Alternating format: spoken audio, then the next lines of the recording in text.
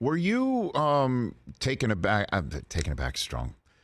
Did any spidey sense go off yesterday with the Ravens press conference 3 weeks and 1 day before a draft to say, let's have a draft press conference, even though we're admitting the board isn't set and we're not answering any questions about Lamar Jackson? Because I'm looking around at my screen, my Twitter screen, the NFL Network feed. I don't see any other teams having a draft press conference 3 weeks and 1 day before the draft. I mean, they will all have one, I think. But was there, what was that about yesterday? You know, that's a great point on the timing. They are required to have one. I confirmed that today. So It wasn't something that a team could just pass on. I assume that whatever the window is to have it, that was probably the earliest day or damn close to it. Because you go and you answer a bunch of general vague questions about what your draft plans are, and I think people who have done this years and years know how to say things without saying things.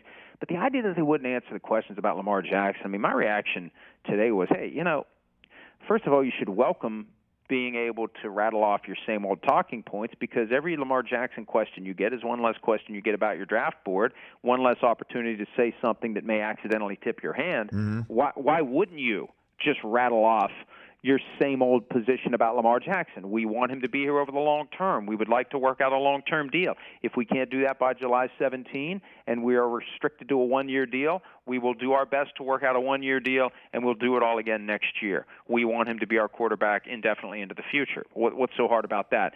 I wonder whether they were concerned that they'd be asked a question they don't want to answer. And, Rich, the question I'd want to ask is this. When Lamar Jackson told you he wanted to be traded, do you believe that's a negotiating ploy, or is it Lamar Jackson saying, I'm done with you? Specifically, Ravens, has Lamar Jackson told you, I'm never playing for you again? That would be pretty important information to know. Now, they could dance around that as well, but depending upon how they answer it, they may be inviting Lamar Jackson to go to Twitter and state his position with a couple of emojis on the back end, as he's wont to do. So, to me, that's the only question. That's the first question, and maybe there's others, but that's the biggest question that I wouldn't want to answer if I'm the Ravens, if the answer is, yeah, you know what, when he asked to be traded, he made it damn clear to us he's done playing here and he wants to play somewhere else. Yeah, I just found it interesting. Maybe they just wanted to have it early because they know if they have to have it close to the draft and Lamar still hasn't been signed to an offer sheet, that there would be more questions they didn't want to have. I just found it wild that out of the blue, the Ravens are. I'm sitting here at work and my coordinating producer gets in my ear saying Eric DeCosta's talking. I'm like, really? And I looked up at the screen. I'm like, how many other teams are doing this today? Oh, none of them. It's really, that one just sort of set off an alarm bell. I don't know. And it could be that they just wanted to get it done now and done. So they have nothing more that they have to say. Right. And Lamar can tweet whatever he wants to tweet over the next 3 weeks, and they won't be in a position where they have to react to it on the record.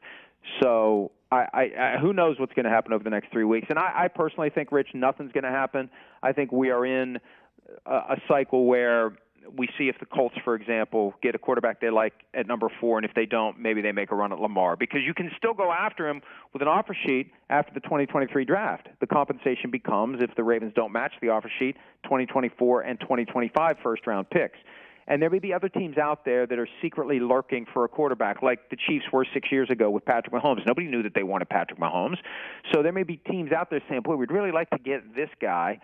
Oh, crap, we didn't get him. Well, what can we do now? Let's go get Lamar Jackson. And it's kind of apples and oranges, but it's not, because if you're looking to upgrade your quarterback position, you're looking to upgrade your quarterback position. If you don't do it through the draft, you look at your other avenues. So I don't think anything's going to happen with Jackson and the Ravens and any other teams until after the draft. And then after the draft, who knows? Maybe the Ravens come out of it with a replacement for Lamar Jackson in round 1. I mean, we didn't expect them to draft Jackson the year that they did when Joe Flacco was still their starter. So there's a lot that can still happen after the draft, but between now and the draft, I think the only thing that happens is Lamar Jackson starts agitating a little more loudly to get out of Baltimore if that's truly what he wants to do. Catch the Rich Eisen Show every single day on the Roku channel, 12 to 3 Eastern, for free.